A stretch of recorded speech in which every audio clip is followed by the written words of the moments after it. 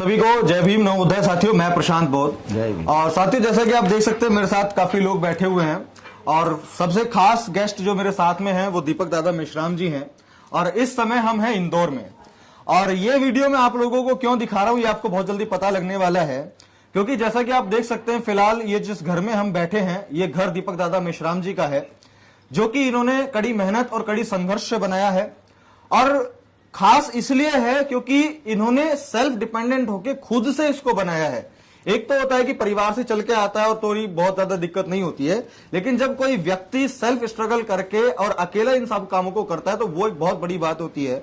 तो आज हम दीपक दादा मेश्राम जी से वो सारी बातें पूछेंगे कि किस तरीके से उन्होंने जो संघर्ष किया है वो कैसे आज इस मुकाम तक पहुंचे हैं। तो दीपक दादा जी, सबसे पहले स्वागत है आपका हमारे चैनल पर, हमारे दर्शकों के साथ में। जय भीम सभी को। सर, मैं एक बात पूछना चाहता हूं कि जैसा कि हमने आपके बारे में थोड़ा पढ़ा और लोगों से सुना तो उसमें पता चला कि पहले जो आपकी स्थिति थी, पारिवारिक स्थिति, वो इतनी ज्यादा बेहतर नहीं थी, लेकिन अभी हम जैसा देख पा रहे हैं तो वो एक काफी अच्छा आपका रहन सहन है, काफी अच्छा आपका नाम है।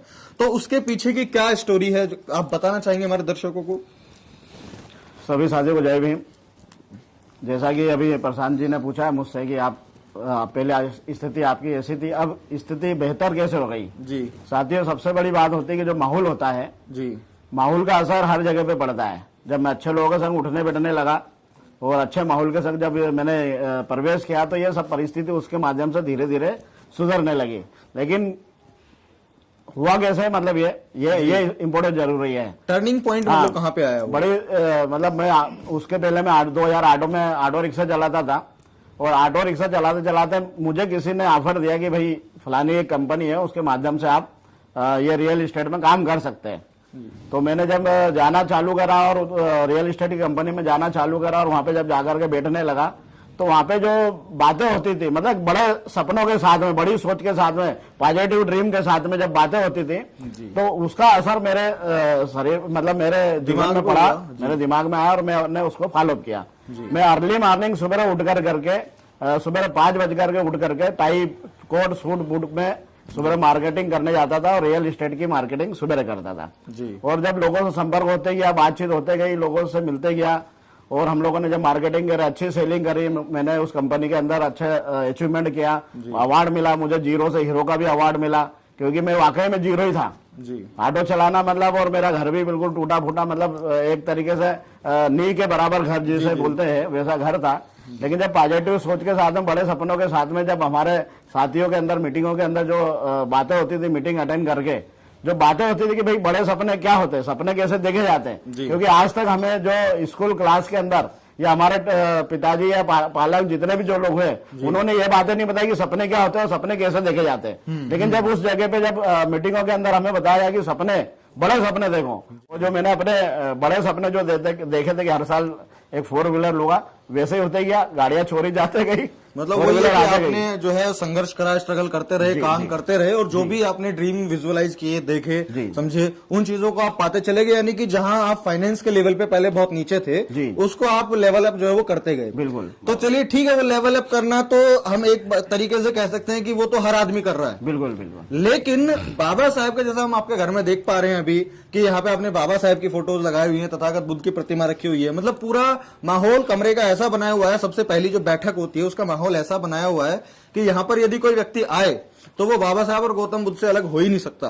आपने धम्म चक्र बनाया हुआ है, तो इसके पीछे आपका क्या था? ये आपने सब क्यों किया? अपना पैसे कमाते, एंजॉय करते, फॉरेन जाते, सारी चीजें करते, बिल्कुल सही। तो ये चीजों से आपने अटैच क्यों रखा? साथी, बहुत बढ़िया बात आपने पूछी है जी। उसके पहले क्या रहता है, बचपन में तो हमको खाने को भी नहीं मिलता था, बड़ी मुश्किल से जब खाना खाते थे तो रोटियां भी हमको गिन गिन के मिलती थी जी। लेकिन जब, और उसके पहले जो मैं माहौल में, जिस माहौल में था, यही 36 करोड़ देवी देवता के माहौल में था, लेकिन कुछ माहौल अच्छे लोगों का साथ मिला और उस बीच में मुझे भी एक किताब मेरे हाथ में लगी। उस किताब का नाम था यदि बाबा ना होते जी। जब वो किताब पढ़ी और किताब पढ़ने के बाद आप भी समझ सकते हो कि बिगड़ आंसू के उस किताब को कोई पढ़ नहीं सकता। कई बार पढ़ी, उसके बाद मैंने 100% डिसीजन लिया कि हमारा अगर कोई उद्धारक है तो 36 करोड़ देवी देवता नहीं है, हमारे उद्धारक है तो डॉक्टर बाबा साहब अम्बेडकर है। और डॉक्टर बाबा साहब अम्बेडकर की जब किताबें पढ़ना चालू करी, उनकी संघर्ष किताब पर उनका जीवन और परिचय जब पढ़ा तो बड़े, मतलब आंखों में आंसू आने के बाद तो इतना दृढ़ संकल्प ले लिया कि इनके अलावा, बाबा साहब के अलावा हमारा कोई इस देश में है नहीं और ना कोई हमारी मतलब उन्नति कर सकता है। तो मैंने बाबा साहब की सारे बातों को पढ़ा और बाबा साहब के बातों पे चल करके मैं इस जगह पे पहुंचा और मैंने सपना बनाया, मेरा अपना ड्रीम है कि मैं अगर किसी चीज को करूंगा तो मैं सिर्फ डॉक्टर बाबा साहब अम्बेडकर और बाबा साहब के विचारों पे चलने का काम करूंगा। जी जी जी। तो बाबा साहब से जो आप जुड़े हैं वो कामयाबी पाने के बाद जुड़े कि कामयाबी पाने से पहले जुड़े? कामयाबी पाने के पहले ही जुड़ा हूं मैं। कामयाबी पाने पहले से पहले बाबा साहब के विचारों से ही कामयाबी आई। जी। आपने ऑटो रिक्शा कितने साल चलाया था? मैंने ऑटो रिक्शा को भी मतलब बचपन से चलाते आ रहे हूँ। मतलब पिताजी आपके? हाँ, मेरे पिताजी तो मैं बचपन में था, जब चौथी क्लास में था जब ही चले गए थे, हमको छोड़ के चले गए। तो मेरी मम्मी थी, मेरी मम्मी और हम लोग परिवार में 8 लोग थे, 8 भाई बहन थे, किसी की शादी ब्याह नहीं हुआ था और बड़ी इकोनॉमिक स्थिति हमारी खराब थी। हमारी माँ ने बहुत संघर्ष करके हमको कैसे तैसे पढ़ाया, एजुकेशन भी ज्यादा नहीं कर पाए हम, क्योंकि परिस्थिति ऐसी नहीं थी और परिस्थिति नहीं होने के कारण भी हम पढ़ नहीं पाए। और हमारी माँ ने कैसे तैसे हमको सबको पढ़ाया और जब अच्छे लोगों के संग में उठने बैठने लगे तो खुद के अंदर में भी जब सोच बढ़ी तो हम लोगों ने सामाजिक स्तर पे काम चालू करा और सामाजिक स्तर पे काम करते करते आज जिस वाचनालय में आप आए हो वो वाचनालय भी मैंने ही बनवाया है। उसका फाउंडर भी मैं ही हूँ, उसका फाउंडर अध्यक्ष भी मैं ही रह चुका हूँ। और अभी क्या है, कुछ माहौल रहता है जिसको छोड़ना पड़ता है। मैंने अपना घर जो बनाया है, एक बुद्ध का विहार छोटा सा बनाया है, कोई भी यदि यहाँ पे आए तो उसको ये लगना चाहिए कि अपन बुद्ध विहार के अंदर आए। तो साथियों, बुद्ध विहारों में तो मैं हर कार्यक्रम में जाते हैं, लेकिन मैं अपने घर के अंदर बुद्ध विहार इसलिए बनाया, कोई भी आए तो उसको लगना चाहिए कि हाँ यार ये बुद्ध विहार है। बिल्कुल बिल्कुल। तो इसी तरीके से बाबा साहब के विचार ही है जो हमारे को आगे बढ़ा सकते हैं। बाकी इस दुनिया में कोई ऐसी शक्ति नहीं है जिसकी ताकत होगी जो आगे बढ़ सकता है। बाकी झूठ बोल करके तो कोई भी कुछ भी कर सकता है, लेकिन सच्चाई का अगर कोई काम करना तो आपको डॉक्टर बाबा साहब अम्बेडकर के विचारों के अलावा कोई रास्ता नहीं मिलेगा। बिल्कुल बिल्कुल। तो साथियों, जैसा कि आप देख सकते हैं कि जब सर स्ट्रगल के दौरान में थे तो स्ट्रगल तो बहुत पहले से चलता आ रहा था, लेकिन जब बाबा साहेब को पढ़ा, उनको समझा, उनके स्ट्रगल को पढ़ा, उनके संघर्ष को देखा और जो समाज की स्थिति है उसको देखा और अपनी स्थिति है उसको देखा, और इन सब चीजों को देखने, पढ़ने और समझने के बाद में जब इन सब चीजों का मिश्रण किया तो जो उसमें से एक निचोड़ निकला वो यही निकला कि भाई अब आगे बढ़ना है, पहले पैसा कमाना है, खुद को मजबूत करना है, उसके बाद में समाज को मजबूत करना है। और कहीं ना कहीं सर ने वही काम करने का पूरा काम किया है। पहले अपने आप को मजबूत बनाया, फाइनेंशियली स्ट्रांग बनाया, फाइनेंशियली फ्री बनाया, और फाइनेंशियल फ्रीडम पाने के बाद में उन्होंने समाज को बढ़ाने के लिए, उनको आदर्श देने के लिए, उनको आगे सपने देने के लिए, सर ने बीच में जो सपने की बात करी, मैं आपको बता दूं हमारे लोग सपने ही नहीं देखते हैं। और ना देखने का सबसे बड़े कारण क्या होते हैं? वो सबसे बड़े कारण होते हैं पाखंड और अंधविश्वास। क्योंकि हमें ये बताया जाता है कि हमें वो है देने वाले, तुम सपने मत देखो, तुम मेहनत मत करो, तुम बस उससे मांगो। और उसके नाम पे जो है ना, वो जो ऐसे वाले लोग होते हैं उनको जाकर के जो भी तुम कमा रहे हो उनको दे के आते रहो, मन्नत मांगते रहो, माथा पटकते रहो और सारी चीजें करते रहो, आपको वो चीजें मिल जाएंगी। लेकिन ऐसा बिल्कुल भी नहीं है। अभी मेरे साथ में आप देख सकते हैं, मेरे साथ में अमर पाजी बैठे हुए जो कि पंजाब से हैं और फिलहाल में वो इटली रहते हैं। इटली में रहने के बावजूद भी जो अभी पंजाब में आकर के, यहाँ मध्य प्रदेश में आकर के बाबा साहब की जन्मस्थली पर जो है दर्शन देखने आए हैं, सारी चीजें करने आए हैं, समझने आए हैं। तो वो भी अगर इटली पहुंचे हैं, वो भी अगर काम कर रहे हैं, संघर्ष कर रहे हैं, अपने जीवन में कामयाबी पाए हैं, तो वो अपने खुद के संघर्ष से पाए हैं, ना कि किसी भी देवी देवता, किसी ईश्वर, किसी चमत्कार या किसी शक्ति की बदौलत।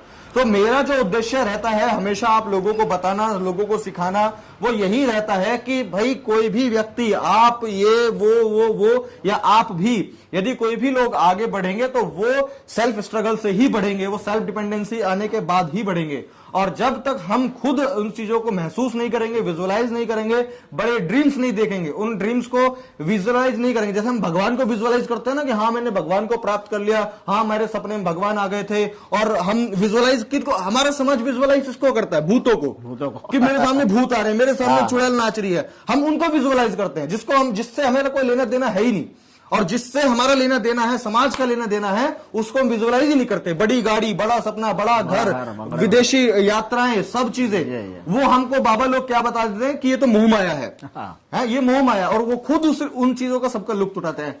तो बस लास्ट में मेरा इतना ही कहना है कि जितने भी समाज के लोग हैं, सभी लोग सभी लोग अपना संघर्ष कीजिए, सही जगह पर मेहनत और दिमाग लगाइए, सही जगह पर एफर्ट लगाइए, और सबसे पहले अपने आप को, अपने परिवार को फाइनेंशियली फ्री करने का कोशिश कीजिए।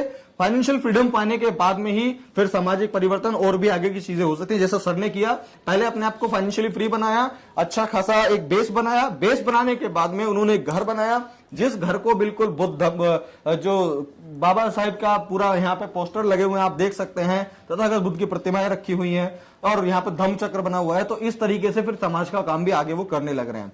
तो सर आपका धन्यवाद चाहूंगा कि आपने लोगों को मोटिवेट करने के लिए जो अपना समय दिया। और तो ठीक है साथियों, अगर आपको बात अच्छी लगी है, सर का संघर्ष आपको समझ में आया है, ये एक रियल लाइफ जर्नी है, कोई फेक स्टोरी नहीं है, कोई काल्पनिक कहानी नहीं है कि सर जो है उड़ करके गए और वहां से जो है एक नोटों का पेड़ और नोटों का बोरा लेके आए। खुद स्ट्रगल किया, मेहनत किया, पाया, बनाया, खाया। तो अगर आप लोग भी अपने आप को, अपने समाज को कामयाब करना चाहते हैं, वीडियो को शेयर कीजिए। मैं प्रशांत बुद्ध मिलता हूं आपसे अगली वीडियो में, तब तक के लिए बहुत बहुत शुक्रिया। जय भीम।